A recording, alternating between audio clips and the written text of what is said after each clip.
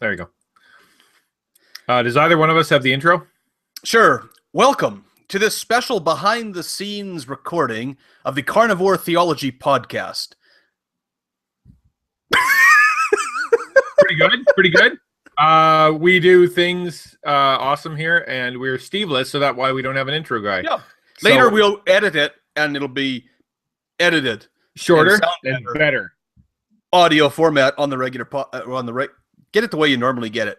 Yeah. RSS, iTunes, whatever. Anyway, we're here to talk about some important things that we couldn't talk about while Steve was here. You know, what with his fairy dust problem. Yeah, exactly. Okay. So we're going to start the podcast now. And today's a special podcast because we're actually doing another listener question through the SpeakPipe hotline. And, you know, this should stimulate some more of our listeners. We want more questions coming in through the hotline. We did, although we're not answering that question today, get an excellent one about why we always leave Steve behind. And I just wanted to answer that briefly. It's because Elle and I can run faster than Steve. Yep. Okay. On to the next question. Okay. Here's what we're going to do. We're going to do a SpeakPipe question, and then we can, we'll answer it. Okay.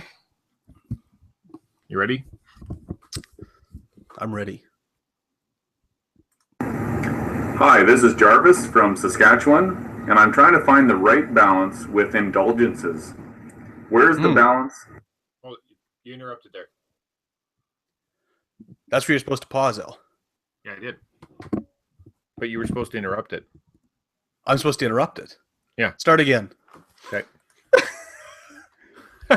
Indulgences or something. Ready? Okay.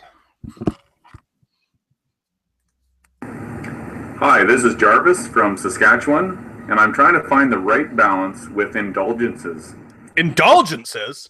I think Martin Luther solved this problem in the 16th century. I don't even know why we need to talk about it again. Simply go and take a course in classical German, find Luther Werke, and read, I believe it's in, now is it volume 37 or 137? Anyway, if you just go through the whole Luther Werke, you will quickly find the answer to your question about indulgences. I mean, it's a simple thing. The Pope says, oh, I have the power to forgive sins on earth. If you give me some money, I'll give you this indulgent, your sins will go away.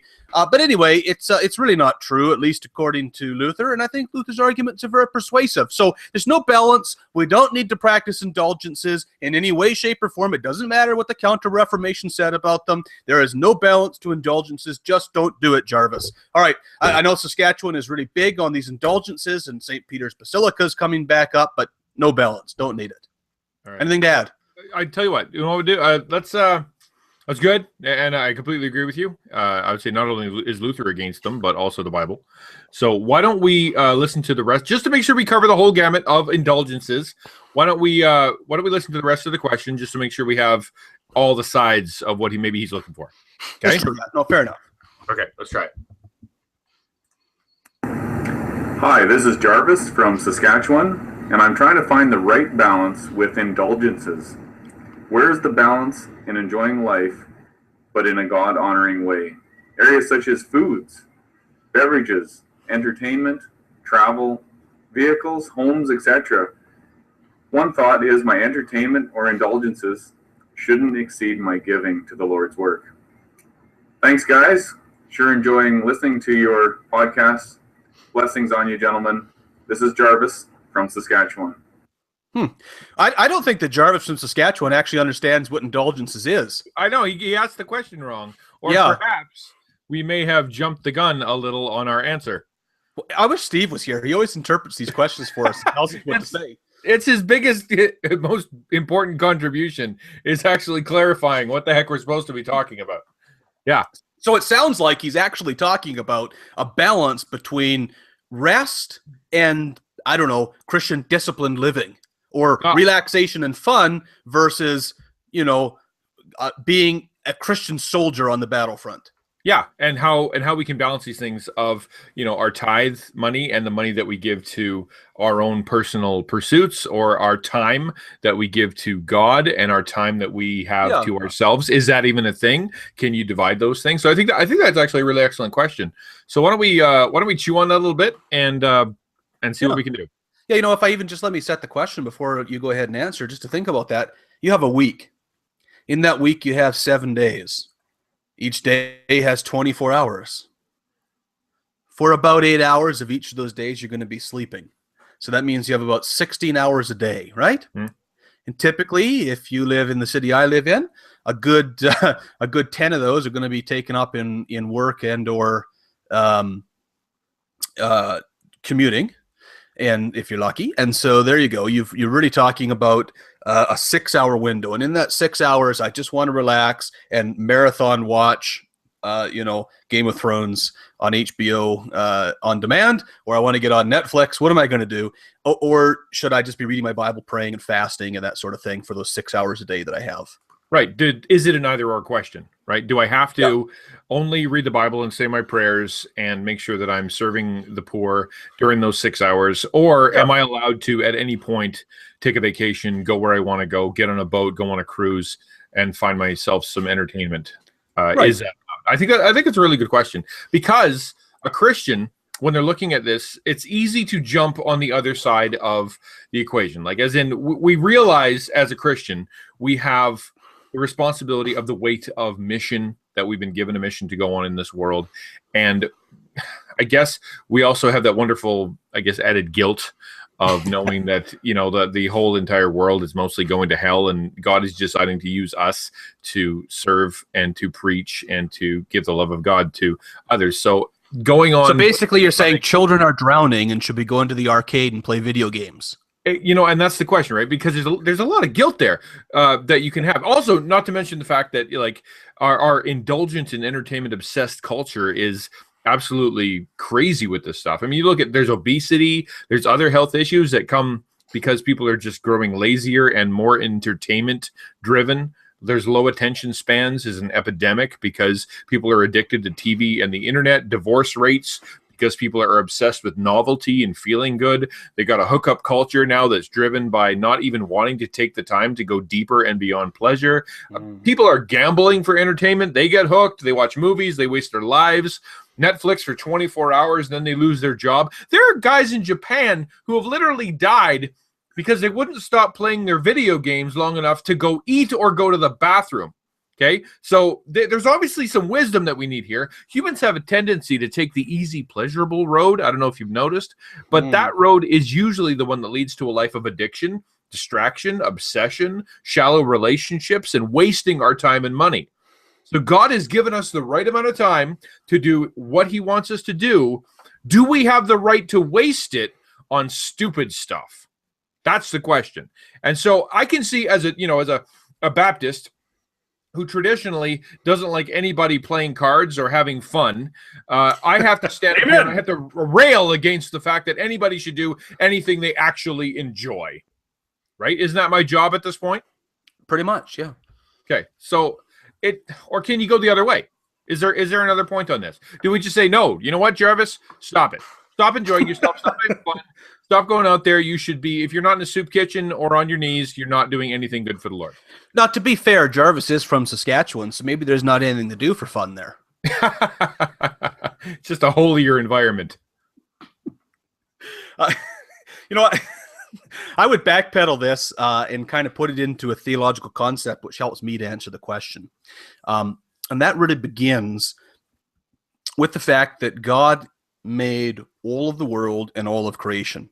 And we are told that God made creation very good. That's God's judgment on his creation. Part of what God made very good was the garden that was to be tended and kept and evidently enjoyed. In the evening, Adam and Eve were expected to walk in the garden in the cool of the breeze with God. And so there was this enjoyment of the garden, and there was this working in the garden. And even in that garden paradise pattern, God rested on the seventh day, and the later scriptures interpret for us that he did that as a pattern for us, that we were to enjoy rest from our labors. And Jesus eventually interprets that to say that the Sabbath, the rules of rest in Jewish law, he says the Sabbath was not made, no, I back that up. The Sabbath was made for man, not man for the Sabbath. And so I think Jesus' point there, going back to that creation account, is that God in creation put in an element of rest. So 2 points. Point one is The creation is good, and so enjoying it is good. Going for a walk in nature, enjoying the entertainment that people produce, music, art, so on, sports. And then on the second half, people need rest. God, in the pre-fall, original, pristine creation, God ordained rest for humanity. Those two things I think are really important to keep in mind, and that's how I begin to answer the question. But I'm going to frame it within that Christian worldview. Today's a broken world.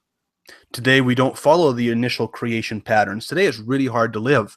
And some people, truly, are going to need to work continuously to survive because we live in a period of scarcity under the fall. And they're not going to get the rest that they need, and that might be the reality of their life. What do? Some people are going to find that they have the ability to have more rest than anyone could ever have imagined in the history of the world through modern technology and wealth. And what should they do at those times? But we just need to say there's the look back at God's original created order, a work and rest balance. Creation is good, and we need to rest. But even in that, the emphasis is on working in God's garden, working in God's kingdom. So that's the way I would get into answering those questions. I'm going to say, yes, there is a balance. The balance is going to have to be measured by our circumstances.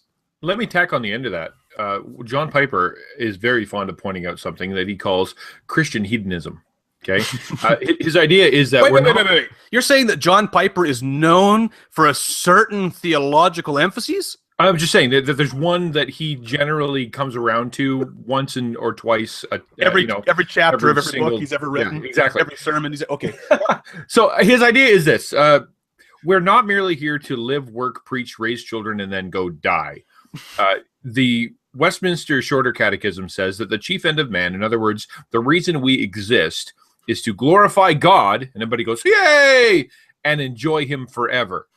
That's where the confusion. Okay, what does that mean?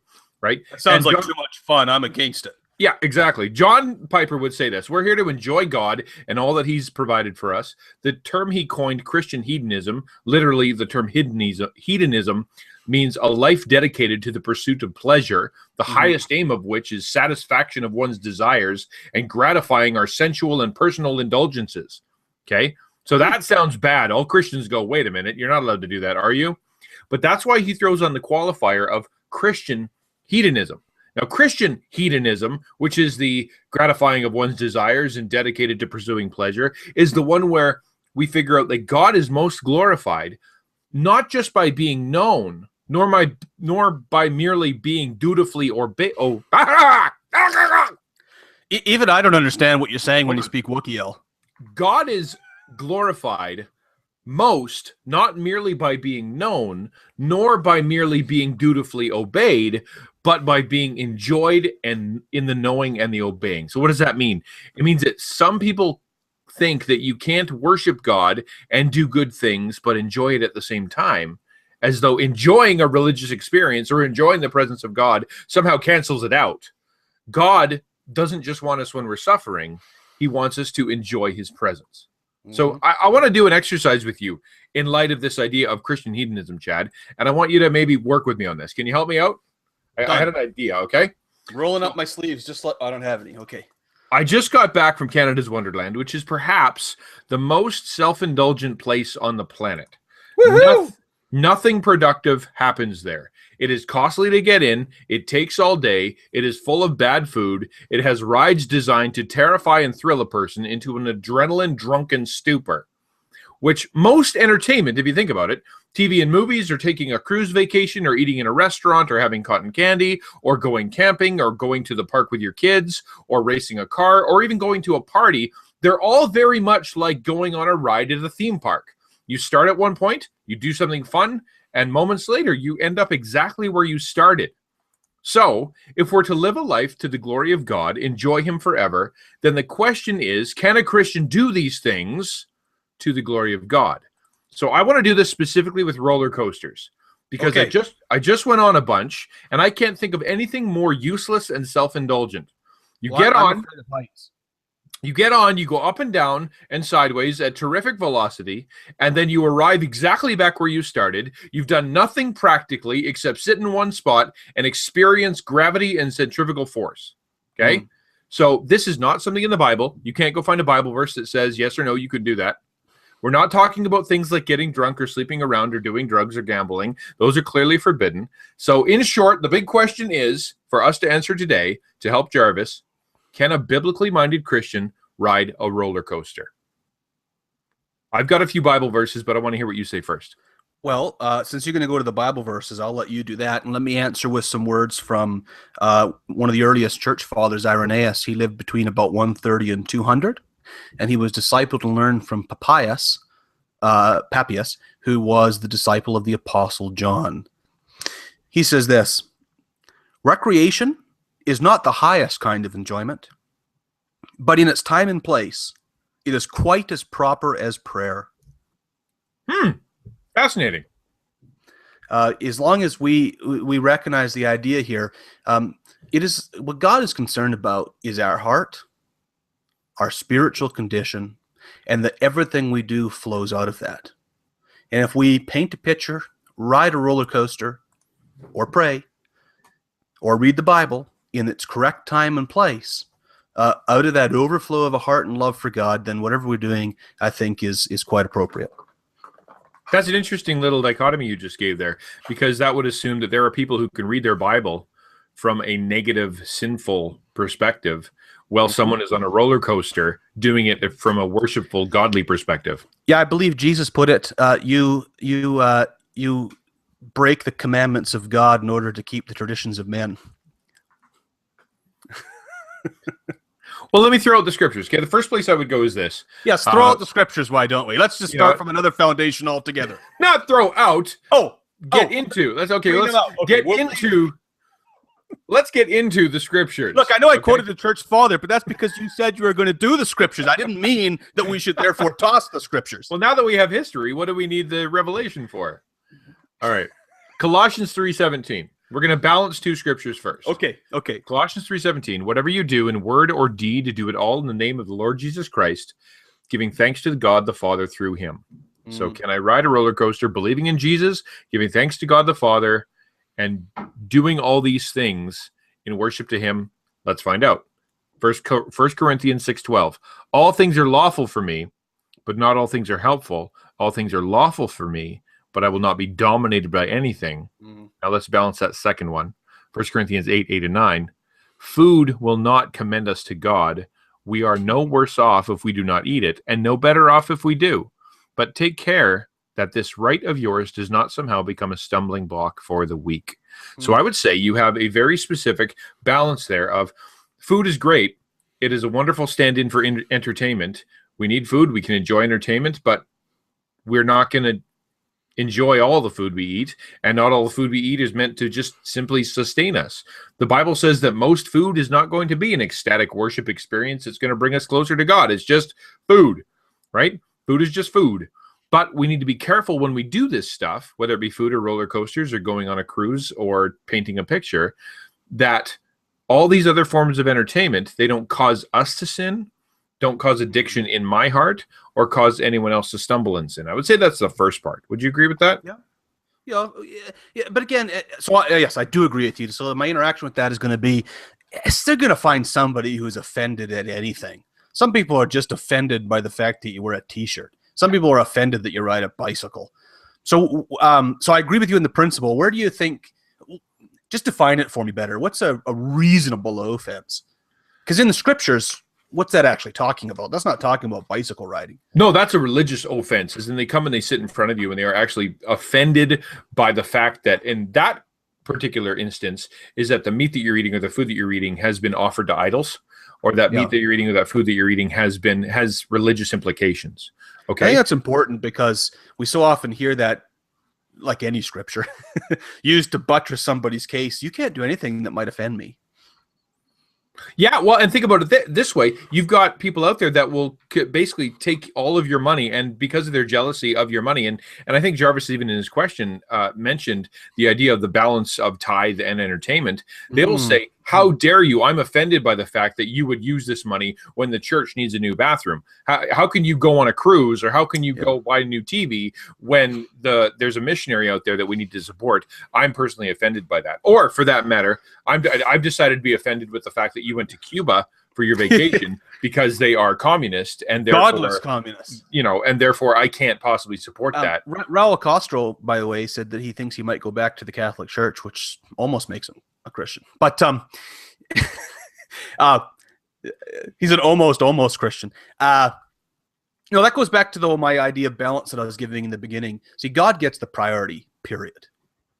And so if we really do come down to a question where, you cannot serve both God and mammon, you cannot have two masters.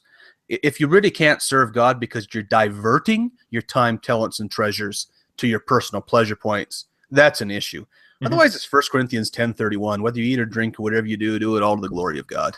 Mm-hmm. Now, I would say this. We struggle like the Corinthians do in our day and age and in our culture. We struggle with taking our Christian liberty and our Christian freedoms too far. Yes. Right? They figured that since they were Christians, they could do whatever they wanted because now they were forgiven by Jesus. So Paul needs to reel them back a little bit, right? And sort of one of the things he does to reel them back is to say, don't be unequally yoked with unbelievers. What partnership has righteousness with lawlessness? What fellowship has light with darkness? And that idea of whatever you're going to go do, make sure that you're doing it in such a way that you are doing it in partnership with God. Don't go to places where you're going to be funding sin, encouraging sin, finding sin. Mm-hmm. So you have to be wise in what you do. And then at the same time, he says to the Ephesians in Ephesians 5:15-16, look carefully then how you walk, not as unwise, but as wise, making the best use of time, because the days are evil. Therefore, do not be foolish, but understand what the will of the Lord is. And I think that part of that is you got to realize life is short, and there's a lot of good that you need to be doing and much evil that needs to be combated. And part of our human tendency will be to run away from it and to go, if I have the money, therefore I'm going on vacation. I'm just tired. I'm getting out of here. Or I just need something to get away. I'm going to go buy an Xbox and melt my brain for 2 hours. Or I'm going to spend the next whatever. And we're going to want to get away. And the imploring from Paul is the days are evil. They're not your friend. Time is not your friend. Don't be entertained instead of seeking God. Spiritual things have to come first before you get into entertainment. It's not that entertainment can replace spiritual things. And that's the big danger. We go, okay, you know what? I'm just so beat. I'm so tired. I'm so messed up. I'm just going to go. And the answer isn't come to God, ask for rest, be at peace, go to worship. The answer that is, I'm going to go be brain dead. Now, isn't that, Al, what you're talking about there? I think to me, that sounds like it's almost the substitute religion of recreation. It really is.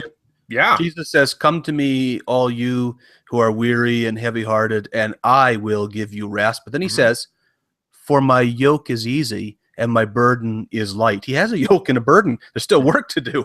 But the idea there is true rest comes in serving and following Christ. So if we actually substitute, right?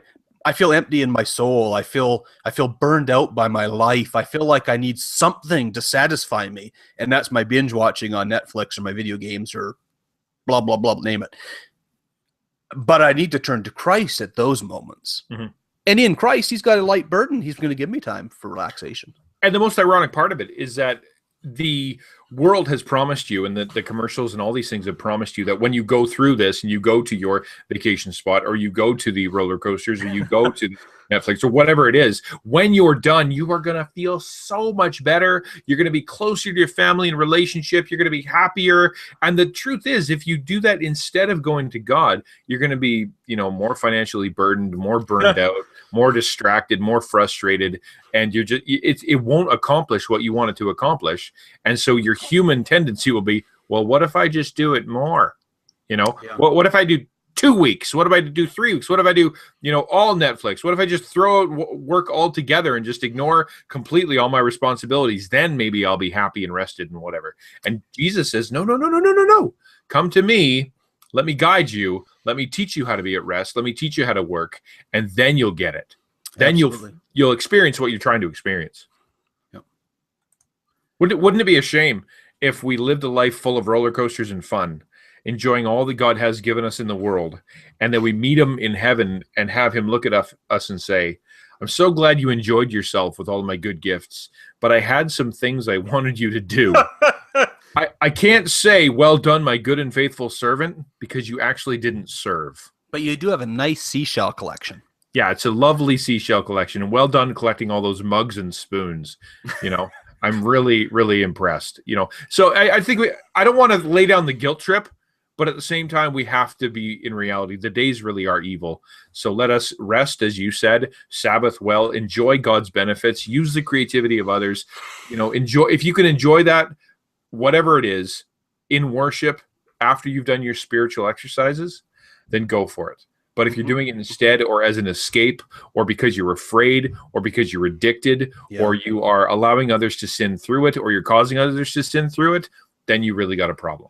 See, and I think that I would just add to that again, because I'm in total agreement with you, that the perspective that we wrap it all up in goes back to what I started with that creation purpose. We are made for work, and we're made to enjoy work. But we're also called to rest, and we're meant to enjoy rest. And in Solomon's book of Ecclesiastes, he demonstrates when you get sucked into the world and try to be a workaholic and try to be an entertainmentaholic and try to be a ladies' man. And he did all these different things and found them all hollow in vain. Mm-hmm. And he comes to these conclusion statements that are repeated through the book. And I just close with saying this one. He concludes in one of his conclusion statements, there is nothing better for a person than that he should eat and drink, which is an Old Testament way of saying enjoy life, that he should eat and drink and find enjoyment in his toil. This I saw is from the hand of God, for apart from him, who can eat or who can have enjoyment? Wonderful. We just need to we need to live our lives in God's hands, God-focused life, and enjoy what we have. Absolutely. I mean, if you think about it, and the Sabbath rest is in God's moral law, right around adultery and murder, right? We are commanded to Sabbath. And I should give one more little snippet, I suppose, just something we already addressed today. We talked about children drowning and you going to play in the arcade. One of the things about rest is there is a reason why the Bible commands it. It's because we don't have a trust in the sovereignty of God. Right. We believe that if I don't act, God will be powerless. And so the killjoy says, you'd better stay at work or the world is going to hell in a handbasket. No, trust God and take the rest he's given you. That's where Jesus says, look at the farmer. He sows, he does his work, and then he walks away. And God lets God do the work. You're not God. Yeah. All right. Thanks, Chad. I appreciate that. And thanks, Jarvis, for the question. Thanks, Jarvis, for the question. Absolutely. Wonderful question. Keep the SpeakPipe questions coming. We love answering them, and we're really looking forward to doing more of that. We ask that you would, if you have a question for us, put it on the SpeakPipe. That would be great. We're going to go try to find Steve, and hopefully we can get him back for next episode. But otherwise, we'll do our best. Oh, wait. This has been Carnivore Theology. Yeah, a podcast that helps you grow from milk to meat, milk to make you wise, skilled, world-changing followers of Jesus Christ. Check us out on Facebook.com/carnivoretheology. Yeah. Carnivoretheology.com, our home base. Speakpipe.com/carnivoretheology. And Twitter.com. And our twit face is twitter.com/carntheo.